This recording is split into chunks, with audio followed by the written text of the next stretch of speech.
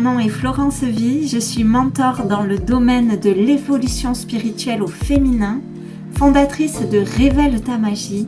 J'accompagne les femmes connectées, intuitives et engagées à vivre une vie guidée chaque jour par l'âme et le cœur. Ce qui m'anime, c'est un monde où les femmes se révèlent et rayonnent la lumière de leur âme. Si tu souhaites incarner tes plus belles fréquences au quotidien et recherches des partages, des astuces, des conseils, une vision, alors tu es à l'endroit parfait. Bienvenue dans mon univers et dans le podcast Les Magiciennes. Hello belle magicienne, j'espère que tu vas bien.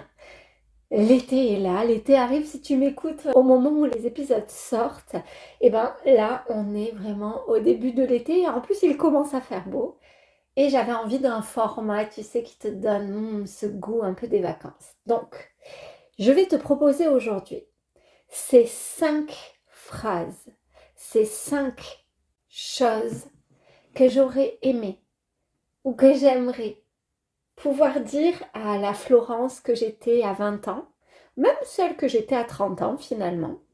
C'est ce genre de phrases qui, quand tu les as intégrées, quand tu les as comprises aussi bien dans la tête que dans le cœur, que dans le corps, alors elles changent absolument ta vie. Est-ce que tu es prête? Alors, on commence avec la phrase numéro 1. La phrase numéro 1, c'est « Tu décides ce à quoi tu crois ». En vérité, ça peut sembler être quelque chose d'un peu basique, ok, je décide ce à quoi je crois, mais c'est quelque chose qui change absolument tout dans ton état d'esprit.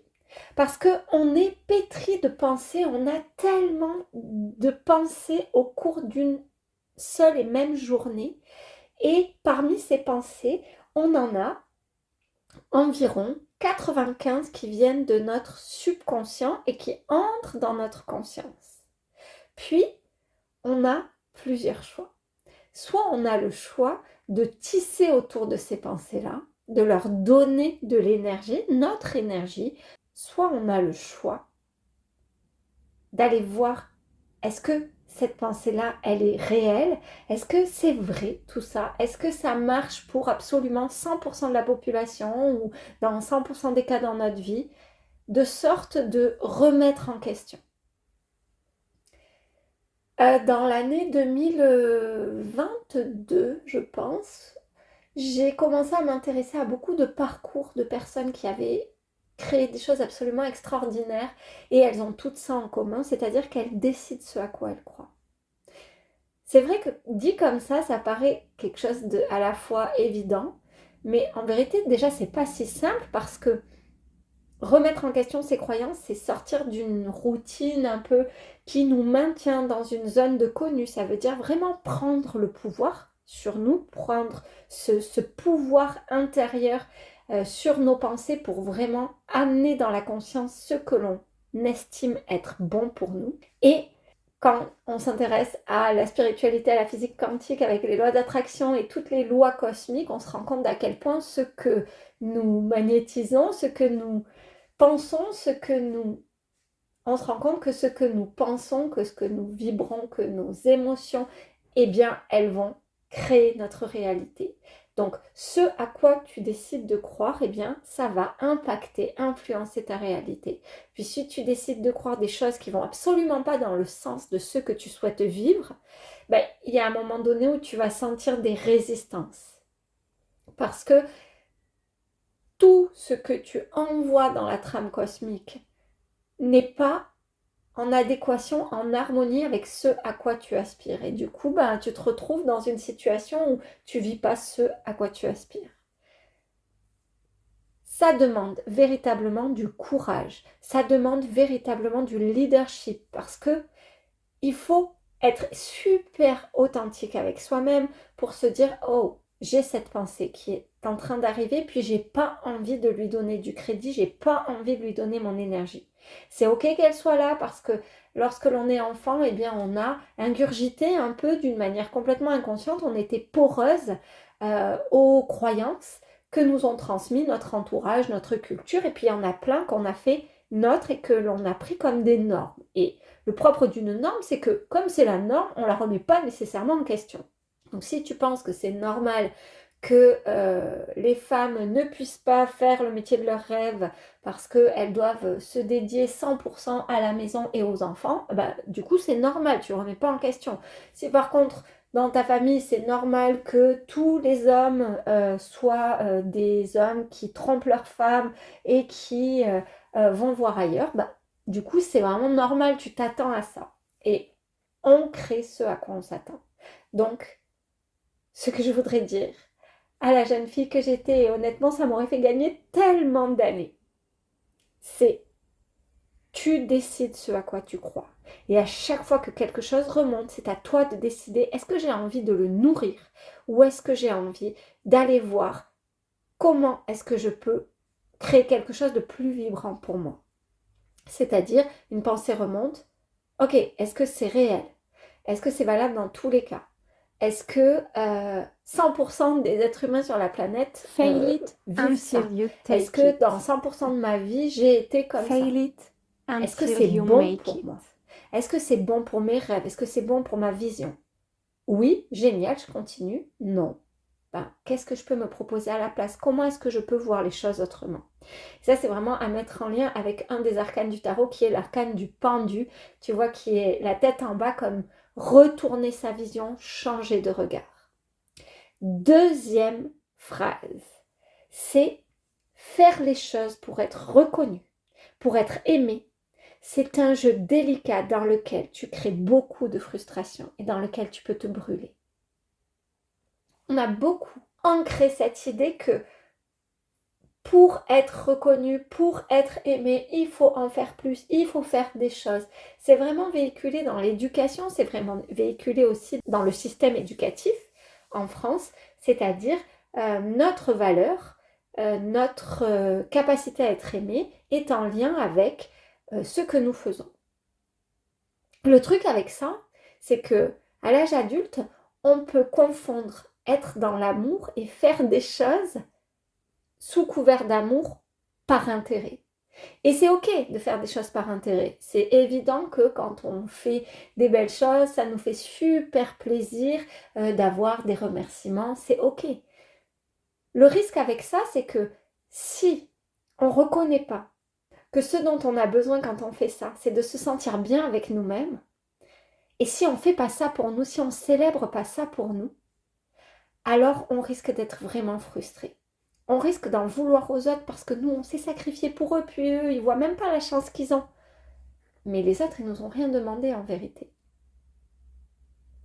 C'est ok de faire des choses pour être reconnu, mais sers-toi de ça pour te reconnaître. C'est-à-dire, fais des choses chouettes et juste accepte que ça te permet de te sentir bien. Tu te sens bien à faire ces choses-là. C'est bon pour toi, c'est bon pour la manière dont tu te regardes, la manière dont tu te sens fier de toi.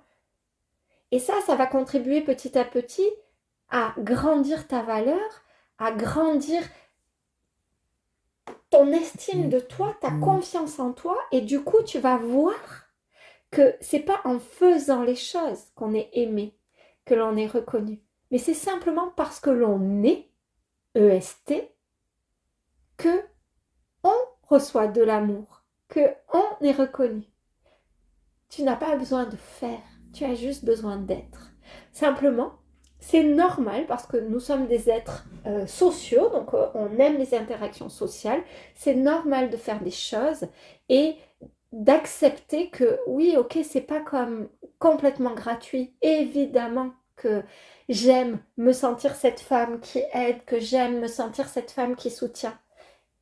Et plutôt que d'attendre de l'autre qui me dise ah merci de m'avoir soutenu, déjà je peux juste regarder que j'aime bien faire ça, c'est bon pour moi. Ça m'amène de la satisfaction, ça fait grandir ma confiance en moi, ça fait grandir mon estime de moi. On est humaine. Bien sûr que tous nos gestes ne sont pas désintéressés. Bien sûr qu'il y a plein de fois, on fait des trucs, on n'a pas super envie, mais on sait que ça fera tellement plaisir à l'autre. Mais en réalité, on le fait pour nous. On le fait parce qu'on a envie de faire plaisir à l'autre. Et que ça nous fait nous sentir bien quand on fait plaisir à l'autre. Donc, accepte de recevoir ce sentiment de célébration, de fierté, de bien-être. La troisième chose, c'est que ce n'est pas parce que tu vois la lumière chez une personne que cette personne est prête à la révéler. Je ne sais pas si tu es comme moi je sais voir vraiment la lumière dans une personne. Je connecte avec une personne et je vois directement sa lumière, comment elle pourrait se révéler. C'est tellement facile, c'est tellement naturel chez moi. Le revers de cette médaille-là, c'est que parfois moi je vois ça, mais cette personne, elle n'est pas du tout prête à révéler sa lumière tout de suite. Ça ne veut pas dire qu'elle le fera jamais. Mais ça veut dire que on peut donner notre confiance à quelqu'un parce que l'on voit. On peut accepter des choses de quelqu'un parce que l'on voit sa lumière. Puis, on peut se retrouver dans des situations où nous ne sommes pas respectés. C'est pas parce que tu vois la lumière, le potentiel de quelqu'un, qu'il est là, dans l'instant T, dans l'instant présent, ce quelqu'un que toi tu vois. C'est doux de sentir ça parce que ça permet aussi de voir à quel point cette personne, elle est une personne extraordinaire, puis que c'est juste pas le moment pour toi de connecter avec elle. De voir que cette amitié pourrait être magnifique, mais que non, c'est pas bon pour toi. Et ça permet aussi de rester le genre de personne qui respecte la liberté de l'autre. C'est-à-dire que parfois on voit la lumière, on voit le potentiel d'une personne, puis on voudrait lui dire mais si, mais regarde, mais fais ça, mais va là, mais fais ce truc, ça va te faire tellement de bien. Puis l'autre, il n'a pas envie de ça en fait, il nous a rien demandé. Il nous a pas demandé de régler ses problèmes, il nous a pas demandé de révéler sa lumière. Et puis après, tu peux faire, par exemple, de cette vocation, de cette chose naturelle chez toi, un métier. C'est ce que moi j'ai construit avec Révèle ta magie. Tu vois, je permets aux femmes qui sont engagées, qui sont connectées, je leur permets de révéler leur lumière, de connecter avec la puissance, la beauté de leur âme et de vivre une vie dans la guidance de leur âme. Mais ces femmes, c'est elles qui viennent me voir. C'est pas moi qui m'arrête dans la rue qui dit hey, toi, tu devrais faire ci, tu devrais faire ça. Et je peux aussi dire oui ou non, selon que je sens que c'est bon pour moi d'accompagner telle ou telle personne. La quatrième chose, alors c'est quelque chose que tu sais probablement, certainement d'ailleurs, mais c'est tellement bon de le réentendre. Tu attires ce que tu vibres. Ça veut dire qu'à chaque fois que tu pars depuis le manque, que tu fais quelque chose en réaction à la peur de manquer, à la peur de ne pas avoir, à la peur de ne pas être aimé, tu attires du manque. Un sentiment de ne pas avoir, un sentiment de ne pas être aimé. Tout part de soi. Tout part de soi. Et lorsque tu veux vivre quelque chose, commence à te l'offrir. Commence à le ressentir. Commence à observer partout dans ta vie là où c'est déjà là. C'est clair que tout ça, ce sont des choses qui sont sues, qui sont partagées pour autant. C'est tellement important de s'en souvenir parce que c'est tellement naturel encore de revenir à un système de survie, un mode de survie interne où on va se dire oh mon Dieu, je vais manquer de ça, alors je vais faire ça. Oh là là, si jamais je dis ça, il va dire ça, alors je vais le faire comme ça. Tu attires ce que tu vibres. Ça rejoint vraiment la première chose, tu décides ce à quoi tu crois, c'est-à-dire c'est à toi de décider. À chaque instant, tu peux décider. Alors évidemment qu'il y a des émotions qui nous traversent et qu'on ne décide pas. On apprend quelque chose, une nouvelle extrêmement triste, on ressent la tristesse. Et c'est normal, on est incarné sur une terre où on a toute une palette émotionnelle. Mais cette émotion, on n'est pas obligé de la cultiver, de se la servir matin, midi et soir pendant plusieurs jours. Cinquième phrase. Et ça, c'est encore à relier avec un arcane du tarot qui est l'arcane tempérance, l'arcane 14, qui est, si ce n'est pas encore là, c'est que c'est en cours. mon Dieu, que j'aurais aimé à 20 ans qu'une version de moi du futur vienne me dire Florence, si c'est pas encore là, c'est pas que c'est pas fait pour toi, c'est pas que t'es pas assez forte pour le créer, c'est pas que t'es pas câblée pour, c'est que c'est en cours. Puis c'est à toi, dans ton intention, dans tes actes, dans tes pensées, d'aller vers ça. C'est en cours, fais confiance au process. J'ai tellement entendu de fois, et alors encore plus dans la spiritualité, ah non mais là si ça marche pas, c'est que c'est pas pour moi, l'univers il m'envoie un signe, c'est pas pour moi. Mais l'univers et toi, il n'y a pas de différence. Tu es une partie de l'univers. Puis si c'est dans ton cœur, si c'est dans ton cœur et si c'est véritablement ce que tu désires, il n'y a pas de raison que tu ne puisses pas y avoir accès. Maintenant, il y a une question de timing divin.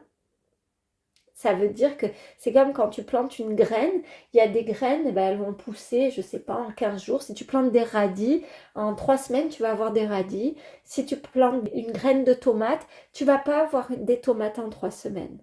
Il y a un timing divin. Puis si tu plantes un noyau de pêche, tu n'auras pas des pêches ni en 3 semaines, ni en 2 mois. Tu auras des pêches dans plusieurs années. Et en attendant, tu ne vois pas ce qui se passe sous terre, pour autant c'est en cours. Et tu n'es pas là toutes les 30 secondes à déterrer ton truc, à le changer de place, à te dire « Ah mais c'était pas assez bien ». Non. Tu prends soin de cette graine, tu l'arroses, tu fais ce qu'il faut pour, et tu fais confiance au process. Là c'est pareil. Tu as des rêves, tu as des désirs, s'ils ne sont pas là, juste continue toi à t'ajuster, à créer des croyances qui soutiennent ce que tu as envie de vivre.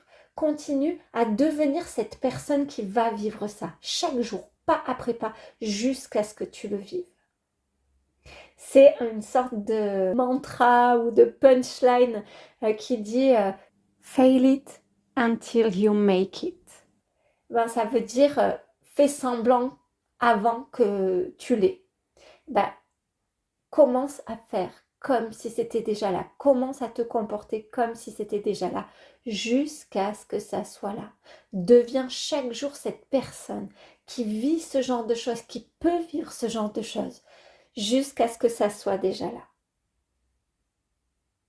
Voilà les 5 phrases que je voulais te partager dans cet épisode de podcast. Donc, je te les redonne, les 5. En 1, tu décides ce à quoi tu crois. En 2, faire les choses pour être reconnu, aimé est un jeu délicat dans lequel tu crées beaucoup de frustration et dans lequel tu peux te brûler. En 3, ce n'est pas parce que tu vois la lumière chez une personne que celle-ci est prête à la révéler. En 4, tu attires ce que tu vibres. Et en 5, si ce n'est pas encore là, c'est que c'est en cours. J'espère que cet épisode t'a plu. N'hésite pas à me partager en commentaire de cet épisode ou sur mes réseaux sociaux quelle est la phrase que tu vas choisir de te répéter. Viens me partager sur les réseaux. Quelle est cette phrase parmi ces 5 que tu vas choisir et que tu vas appliquer jusqu'à ce que ça soit tellement naturel pour toi. Je te souhaite une merveilleuse intégration, une merveilleuse semaine et on se donne rendez-vous la semaine prochaine pour un nouvel épisode du podcast des magiciennes.